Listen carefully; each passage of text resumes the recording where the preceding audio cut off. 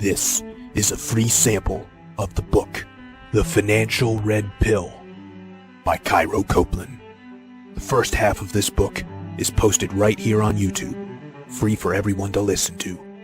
If you like this content and want to hear or read the rest, or want to listen to it free of ads, visit reinventideal.com/finance.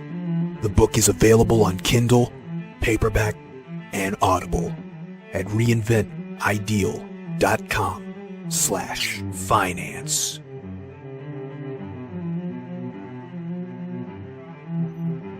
Chapter 7. How much does your degree rot? Now, here's what I really want you to consider when it comes to choosing what should you major in if you decide to go to college. What should your degree be? How much does your degree rot? R-O-T. Wouldn't it be great if there was a way to determine whether the tuition for a certain degree was worth the expense? Well, actually, there is such a test, and I like to call it determining how much a degree rots, because ROT stands for return on tuition. To do this, we first find the median salary for the average job in the field you're thinking about studying. Let's make this a little more stringent. Find the median salary for jobs that explicitly require said degree. Because I wanted to be an actor, but my acting degree wouldn't have helped me get an acting career. Next thing you do is subtract minimum wage from it, because a minimum wage job doesn't require any education, and we can always get one. In order for the education to be worth the effort, it must offer more than that. The resulting number is referred to as the education premium. The education premium is going to be measured against the tuition. It should be easy to find an annual number for the tuition, or more likely, the price per semester. In that case, take the price per semester, then multiply it by 2, and that gets you the annual tuition cost. Ideally, you'd earn the degree in 4 years, so 4 times that annual tuition cost should do the trick, but it forgets inflation. Remember, tuition increases at 4 times the rate of inflation. That's 12% a year. So we factor in an extra 12% over 4 years by multiplying the annual cost of tuition by 1.57. This gives us inflated tuition. If we divide the education premium by the annual tuition, we've found our annual return on tuition. Example, cloud computing. The median salary is $95,000 minus the minimum wage of $15,000, and that equals $70,000. The annual tuition, $6,000.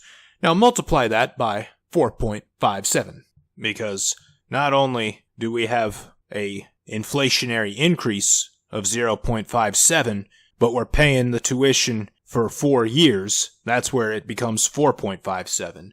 That gives us $27,420. So next we take the $70,000 a year and divide it by $27,420. That gives us an ROT score of 2.55. So this degree rots very highly. Another example is psychology. The median salary is $29,000. Subtract $15,000 from that. We got an education premium now of $14,000. Annual tuition is $3,700. So we multiply that by 4.57, which equals $16,909. $14,000 divided by $16,909 is 0.83 ROT score. So it has very low ROT.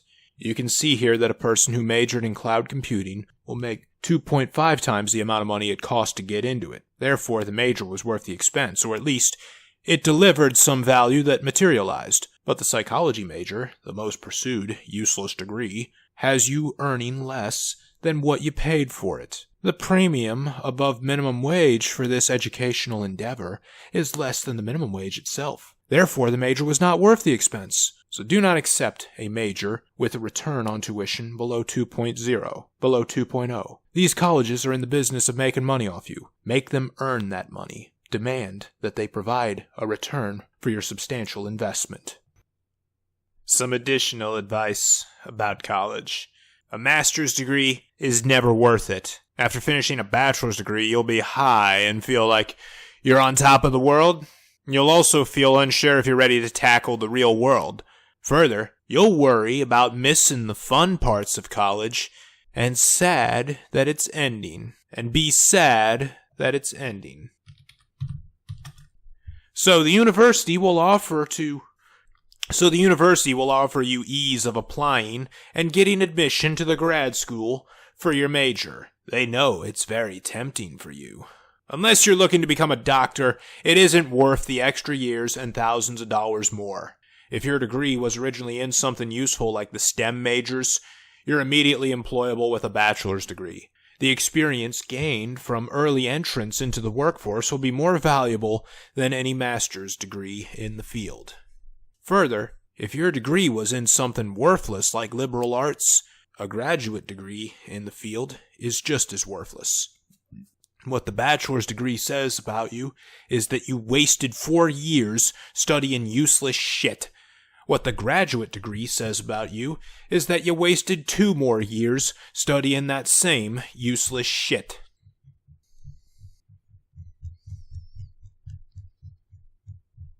Also, avoid unpaid internships. There will be opportunities presented to you as avenues of gaining valuable experience. They're called internships. The appeal to them is that you'll get a chance to see what working in the field you're studying is like, and it will also count as experience you can put on your resume. In most cases, they're a waste of time doing administrative bullshit that a crippled zebra with his head stuck halfway up his asshole could do. These internships are nothing more than a scheme for companies to get cheap labor. A kid under 10 years old could have done them. Your time is limited, and more so in college, so don't waste it on this scam. The one time an internship is worth doing is if it's a paid internship. Not only can you put that on your resume as experience, but you can add it to your work history. Employers these days are so narcissistic with the jobs they offer, wanting you to have 20 years of experience for your first job when you're only 25 years old. So the earlier you start your work history, the better. Think I'm kidding? I once saw a classified ad for a job in cloud computing that required 10 years of experience in it. At the time of the ad, cloud computing technology had only been around for 5 years.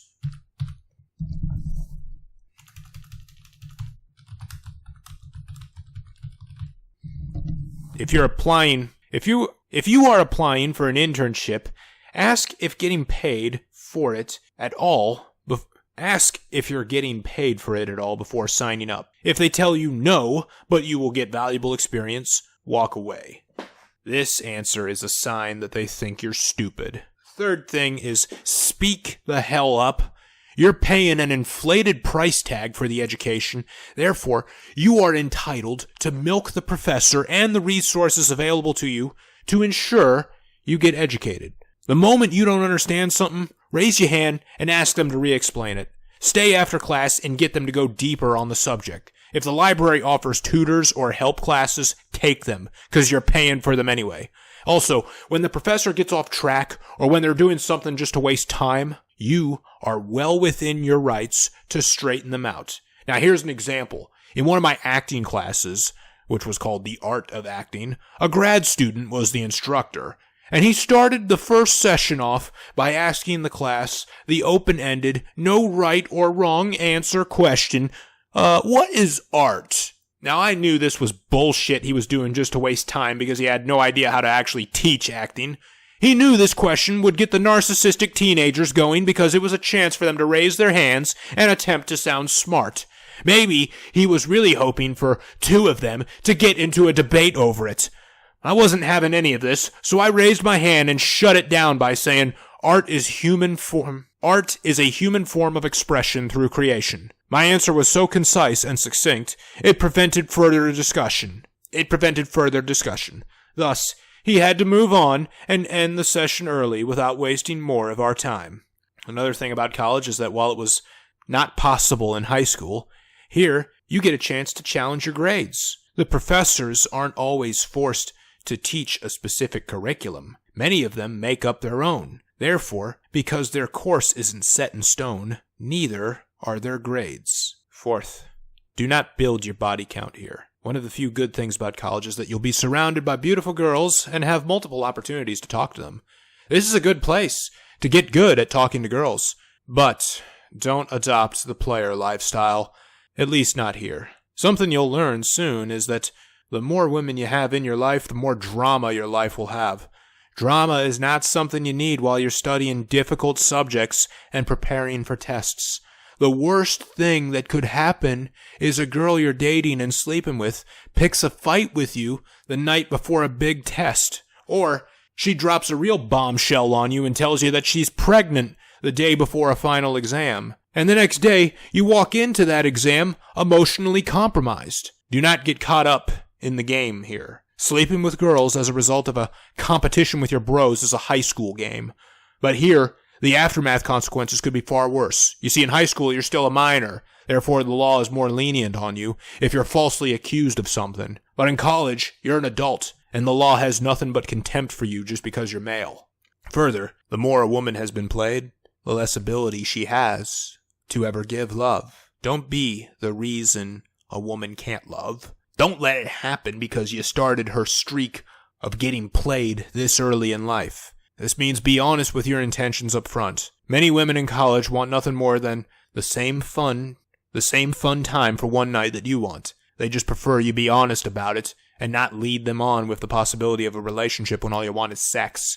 With this probably being the first time you're away from home and a supervising authority, you're probably going to be having more sex than you ever thought possible. And that's all right. Just be aware of one thing. The more you have sex, the easier it is to become more careless. They'll skip wrapping it up and going in unprotected. Bear in mind that pulling out at the last second still manages to account for 27% of pregnancies according to the CDC, and the odds of contracting an STI are even higher. But more importantly, you're young. You should not be wasting your time with girls. In your 20s and all the way up to your 30s, to the day that you turn 30, you should not even be thinking about girls and relationships. You shouldn't have a long-term relationship. There's no good reason to have one before age 30. You got bigger priorities and bigger problems in life. For one, you're young, so nobody takes you seriously. You have a lot of education to go through, particularly financial education. You have a lot of work to do. I mean, in this time, you're probably going to need to be working 2 jobs to either make ends meet or to get saving for your financial freedom, and it's well worth doing. You don't have time for girls and their drama, so don't even bother. You can learn how to deal with them later in your 30s, when, by that age, they're all apt to chase you. And the last thing is forget about fraternities, clubs, and sports teams. The only purpose of this place is to get an education. Don't waste your time and money trying to join a fraternity. When you're in one of these, the rest of you co-eds think you're a douchebag because the image most people have of frat boys comes from the antagonist character in the movie Van Wilder. Everyone thinks you're spoiled and self-centered, and frat boys often get into trouble for things they didn't even do. If someone in their frat does something bad, you're guilty by association. Joining college sports teams are tempting because they make you look good and like a star on campus. It feels great to see your co-eds cheer for you, especially when they're hot girls. But here's the thing, they're not cheering for you. They're cheering for the school. They don't know a thing about you. A hat rack could be on the field wearing your jersey and they'd still cheer for it because it has the school's colors. Your education should be viewed as nothing more than an investment in yourself. Don't waste your time on sports that do nothing for that investment, unless you're on a sports scholarship.